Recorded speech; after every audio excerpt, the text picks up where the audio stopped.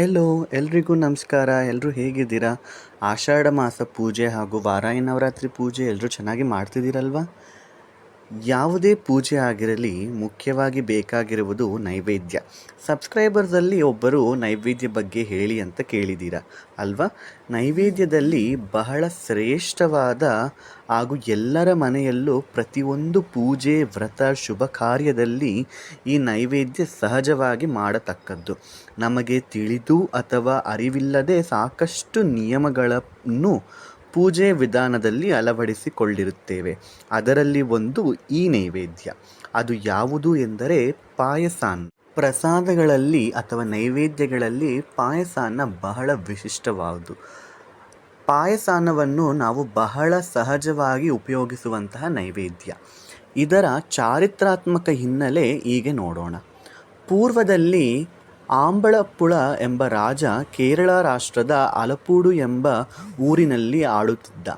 ಈ ರಾಜ ಚದರಂಗದಲ್ಲಿ ಬಹಳ ನೈಪುಣ್ಯ ಆಗಿದ್ದು, ಒಂದು ದಿನ ಒಬ್ಬ ಮಹಾಮುನಿ ರಾಜ್ಯಕ್ಕೆ ಬರುತ್ತಾರೆ. ಆ ಮಹಾಮುನಿ ರಾಜನಿಗೆ ಚದರಂಗದ ಬಗ್ಗೆ ಒಂದು ಸವಾಲು ಹಾಕುತ್ತಾರೆ. ಅದಕ್ಕೆ ರಾಜ ಒಪ್ಪಿಕೊಂಡು ಈ ಆಟದಲ್ಲಿ ಸೋತರೆ ಮಹಾಮುನಿ ಏನು ಕೇಳಿದರೂ ಕೊಡುತ್ತೇನೆ ಅಂತ ಮಾತು ಕೊಡುತ್ತಾರೆ.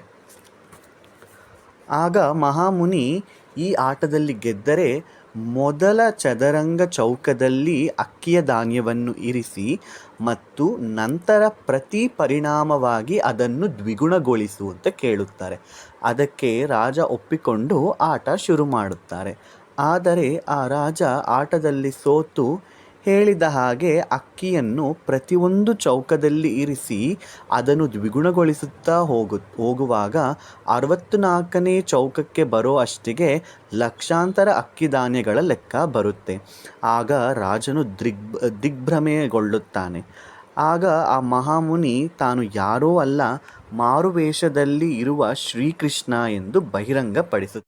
ಆ ಮಹಾಮುನಿ ಶ್ರೀಕೃಷ್ಣ ಎಂದು ಬಹಿರಂಗಪಡಿಸಿದ ನಂತರ ಆ ಕೃಷ್ಣ ರಾಜನಿಗೆ ಈ ಲಕ್ಷಾಂತರ ಅಕ್ಕಿಯನ್ನು ಒಂದೇ ಸಾರಿ ಕೊಡದೆ ಆ ಅಕ್ಕಿಯಿಂದ ಪಾಯಸಾನ್ನ ಮಾಡಿ ಅಲ್ಲಿ ದರ್ಶನಕ್ಕೆ ಬರುವಂತಹ ಭಕ್ತಾದಿಗಳಿಗೆ ಪ್ರಸಾದವಾಗಿ ಕೊಡು ಎಂದು ಹೇಳುತ್ತಾರೆ.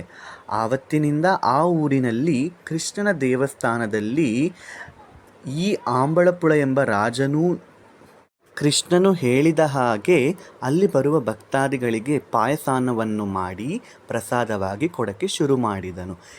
ಇವತ್ತಿಗೂ ಕೂಡ ಅಲ್ಲಿನ ಕೃಷ್ಣನ ದೇವಸ್ಥಾನದಲ್ಲಿ ಈ ಒಂದು ಆಚಾರ ನಡೆಯತಕ್ಕದ್ದು. ವೈದಿಕ ಗ್ರಂಥಗಳಲ್ಲಿ ಮತ್ತು ಇತರ ಸಾಹಿತ್ಯಕ ಮೂಲಗಳಲ್ಲಿ ಪಾಯಸ ತರಹದ ಸಿಹಿ ಖಾದ್ಯದ ಉಲ್ಲೇಖಗಳಿವೆ. ವಾಲ್ಮೀಕಿಯ ರಾಮಾಯಣವು ತ್ಯಾಗದ ಜ್ವಾಲೆಯಿಂದ ಹೊರಹೊಮ್ಮುವ ಪಾಯಸಂ ಬಟ್ಟಲನ್ನು ಹೇಳುತ್ತದೆ. ಅವನು ಅಂದರೆ ದಶರಥ ಮಹಾರಾಜ ತನ್ನ ಹೆಂಡತಿಯರಾದ ಕೌಸಲ್ಯ, ಸುಮಿತ್ರೆ, ಕೈಕೇಯಿ ಜೊತೆ ಮಕ್ಕಳಿಗೋಸ್ಕರ ಯಜ್ಞವನ್ನು ಮಾಡಿಸುವಾಗ ಆ ಯಜ್ಞದ ಜ್ವಾಲೆಯಿಂದ ಪಾಯಸಂ ಬಟ್ಟಲು ಒಂದು ಹೊರಬರುತ್ತದೆ. ಅದನ್ನು ಸೇವಿಸಿದ ನಂತರ ರಾಮ, ಭರತ, ಲಕ್ಷ್ಮಣ, ಶತ್ರುಘ್ನರು ಜನಿಸುತ್ತಾರೆ. ಈ ರೀತಿ ಪಾಯಸಾನವನ್ನ ಬಗ್ಗೆ ರಾಮಾಯಣದಲ್ಲೂ ಸಹ ಉಲ್ಲೇಖಿಸಲಾಗಿದೆ. ಇನ್ನು ಅತಿ ಮುಖ್ಯವಾಗಿ ಬ್ರಹ್ಮಾಂಡ ಪುರಾಣದಿಂದ ಆಯ್ಕೆಯಾಗಿರುವ ಲಲಿತಾ ಸಹಸ್ರನಾಮದಲ್ಲಿ ಪಾಯಸಾನ ಪ್ರಿಯಾ ತ್ವಕ್ಸ್ಥ ಪಶುಲೋಕ ಭಯಂಕರಿ ಎಂದು ಹೇಳಲಾಗಿದೆ. ಅಂದರೆ ಆ ತ್ರಿಗುಣಾತ್ಮಿಕ ಸ್ವರೂಪಿಣಿ ಲಲಿತಾ ತ್ರಿಪುರ ಸುಂದರಿ ಪಾಯಸಾನ ಪ್ರಿಯೆ ಆಗಿರುತ್ತಾಳೆ. ಆದ್ದರಿಂದ ಪ್ರತಿಯೊಂದು ಅಮ್ಮನವರ ಪೂಜೆಯಲ್ಲಿ ಪಾಯಸಾನ ನೈವೇದ್ಯ ಇಡುವುದು ಆಚಾರವಾಗಿರುತ್ತದೆ. ಪಾಯಸ ಎಂದರೆ ಹಾಲು, ಅನ್ನ ಎಂದರೆ ಅಕ್ಕಿ. ಪಾಯಸಾನವನ್ನು ಹಾಲು, ಅನ್ನ ಅಥವಾ ಅಕ್ಕಿ, ಸಕ್ಕರೆ ಅಥವಾ ಬೆಲ್ಲದಿಂದ ಮಾಡತಕ್ಕದ್ದು. ನಾವೆಲ್ಲರೂ ಪಾಯಸಾನ್ನವನ್ನು ತರಾವರಿ ರೀತಿಯಲ್ಲಿ ಮಾಡಿಕೊಳ್ಳುತ್ತೇವೆ ನಮ್ಮ ಮನೆಗಳಲ್ಲಿ. ಶಾವಿಗೆ ಪಾಯಸ, ಸಬ್ಬಕ್ಕಿ ಪಾಯಸ, ಗಸಗಸೆ ಪಾಯಸ, ಗೋಧಿ ಪಾಯಸ, ಈ ರೀತಿ ಇನ್ನೂ ಸಾಕಷ್ಟು ರೀತಿಯಲ್ಲಿ ಮಾಡಿಕೊಳ್ಳುತ್ತೇವೆ. ಆದರೆ ಅಮ್ಮನವರ ಪೂಜೆಗಾಗಲಿ ಯಾವುದೇ ದೇವರ ಪೂಜೆಗಾಗಲಿ ಅನ್ನದ ಅಥವಾ ಅಕ್ಕಿ ಪಾಯಸ ಬಹಳ ಶ್ರೇಷ್ಠವಾಗಿರುತ್ತದೆ. ಪಾಯಸಾನ್ನವನ್ನು ನಾವೆಲ್ಲರೂ ಬಹಳ ಸುಲಭವಾಗಿ ಮಾಡಿಕೊಳ್ಳಬಹುದು. ಅದಕ್ಕೆ ಬೇಕಾಗಿರುವುದು ಹಾಲು, ಬೇಯಿಸಿರುವ ಅನ್ನ ಅಥವಾ ನೆನೆಸಿರುವ ಅಕ್ಕಿ, ಸಕ್ಕರೆ ಅಥವಾ ಬೆಲ್ಲ. ನೆನೆಸಿರುವಂತಹ ಅಕ್ಕಿಯನ್ನು ನೀರಿಲ್ಲದೆ ಕೇವಲ ಶುದ್ಧ ಹಸುವಿನ ಹಾಲಿನಲ್ಲಿ ಬೇಯಿಸಬೇಕು. ಅದಕ್ಕೆ ಕುಕ್ಕರಿನಲ್ಲಿ ಅಥವಾ ಪಾತ್ರೆಯಲ್ಲಿ ಹಾಲನ್ನು ತುಂಬಿ ನೆನೆಸಿರುವಂತಹ ಅಕ್ಕಿಯನ್ನು ಅನ್ನ ಆಗುವವರೆಗೂ ಬೇಯಿಸಬೇಕು. ಅಥವಾ ಸ್ವಲ್ಪ ಬೇಗ ನೈವೇದ್ಯ ಮಾಡಿಕೊಳ್ಳಬೇಕಾದರೆ 70% ಬೇಯಿಸಿರುವ ಅನ್ನವನ್ನು ಹಾಲಿನಲ್ಲಿ ಚೆನ್ನಾಗಿ ಕುದಿಸಬೇಕು. ಆ ಅಕ್ಕಿ ಅಥವಾ ಅನ್ನ ಕೇವಲ ಶುದ್ಧ ಹಾಲಿನಲ್ಲಿ ಬೆಂದಾಗ ಅದ್ಭುತವಾದ ರುಚಿ ಬರುತ್ತದೆ. ಅದಕ್ಕೆ ತಕ್ಕ ಹಾಗೆ ಸರಿಯೋಗುವಂತಹ ಅಷ್ಟು ಸಕ್ಕರೆ ಅಥವಾ ಬೆಲ್ಲವನ್ನು ಹಾಕಿ ಚೆನ್ನಾಗಿ ಕಲುಹಿಸಿ, ಮುಂಚಿತವಾಗಿ ತುಪ್ಪದಲ್ಲಿ ಹುರಿದುಕೊಂಡಿರುವಂತಹ ಡ್ರೈ ಫ್ರೂಟ್ಸನ್ನು ಹಾಕಿದರೆ ಆಹಾ, ದೇವತೆಗಳು ಕುಡಿಯುವ ಅಮೃತವಾಗಿ ತಯಾರಿ ಆಗುತ್ತೆ ನಮ್ಮ ಪಾಯಸ.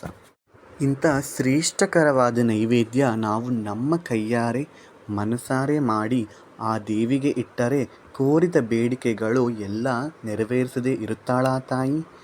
ಇದೇ ರೀತಿ ನಮ್ಮ ಮನೆಯಲ್ಲಿ ಈ ಶುಭ ಮಂಗಳವಾರ ಆಷಾಢ ಮಾಸದ ಪ್ರಯುಕ್ತ, ವಾರಾಹಿ ನವರಾತ್ರಿಯ ಪ್ರಯುಕ್ತ ಈ ಅನ್ನದ ಪಾಯಸ ಅಥವಾ ಪಾಲ್ ಪಾಯಸವನ್ನು ನಮ್ಮ ಮನೆಯಲ್ಲಿ ಆ ದೇವಿಗೆ ನೈವೇದ್ಯವಾಗಿ ಸಮರ್ಪಣೆ ಮಾಡಿದ್ದೇವೆ. ನಾವೆಲ್ಲರೂ ಆ ಪ್ರಸಾದವನ್ನು ಸ್ವೀಕರಿಸಿದ್ದೇವೆ. ಆ ವಿಡಿಯೋದ ಕ್ಲಿಪ್ಪನ್ನು ಲಾಸ್ಟಲ್ಲಿ ನಾನು ಆ್ಯಡ್ ಮಾಡ್ತೀನಿ. ತಾವೆಲ್ಲರೂ ದೇವಿ ದರ್ಶನ ಮಾಡಿಕೊಳ್ಳಿ. ಈ ಶ್ರೇಷ್ಠಕರವಾದ ನೈವೇದ್ಯವಾಗಿರುವಂತಹ ಪಾಯಸಾನ್ನದ ವಿಶಿಷ್ಟತೆ ಹಾಗೂ ಚಾರಿತ್ರಾತ್ಮಕದ ಹಿನ್ನೆಲೆ ಬಗ್ಗೆ ತಾವೆಲ್ಲರಿಗೂ ಇಷ್ಟವಾಗಿದೆ ಎಂದು ಅಂದುಕೊಂಡಿದ್ದೇವೆ.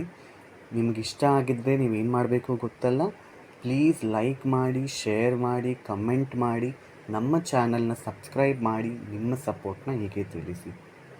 ಮುಂದಿನ ವಿಡಿಯೋದಲ್ಲಿ ಸಿಗೋಣ. ಬಾಯ್.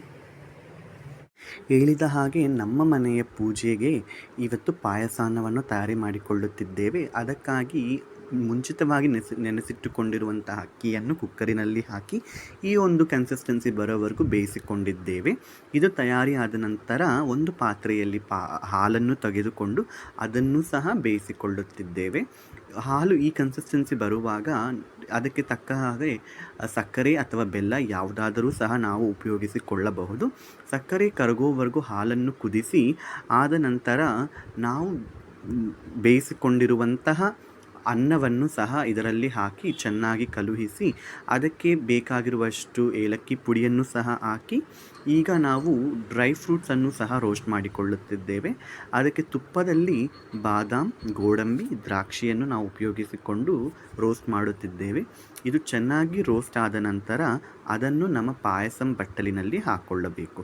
ಅದನ್ನು ಹಾಕಿ ಚೆನ್ನಾಗಿ ಕಲುಹಿಸಿದರೆ ಈ ಒಂದು ಕನ್ಸಿಸ್ಟೆನ್ಸಿ ಬರುತ್ತದೆ.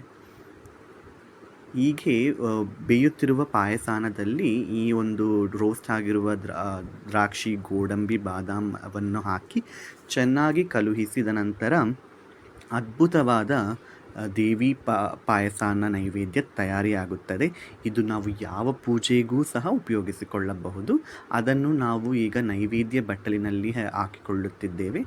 ಇದನ್ನು ಈ ರೀತಿ ಮಾಡಿಕೊಂಡು ಅಮ್ಮನವರಿಗೆ ಅಥವಾ ಯಾವುದೇ ನಾವು ಪೂಜೆ ಮಾಡುವ ದೇವರಿಗೆ ನೈವೇದ್ಯವಿಟ್ಟರೆ ಆ ದೇವಿ ಕೃಪೆ ನಮಗೆ ಸದಾ ಇರುತ್ತೆ. ಈ ರೀತಿ ಮಾಡಿಕೊಂಡಿರುವ ನೈವೇದ್ಯವನ್ನು ಆ ದೇವಿ ಪೂಜೆಯಲ್ಲಿ ನಾವು ಉಪಯೋಗಿಸಿಕೊಂಡಿದ್ದೇವೆ.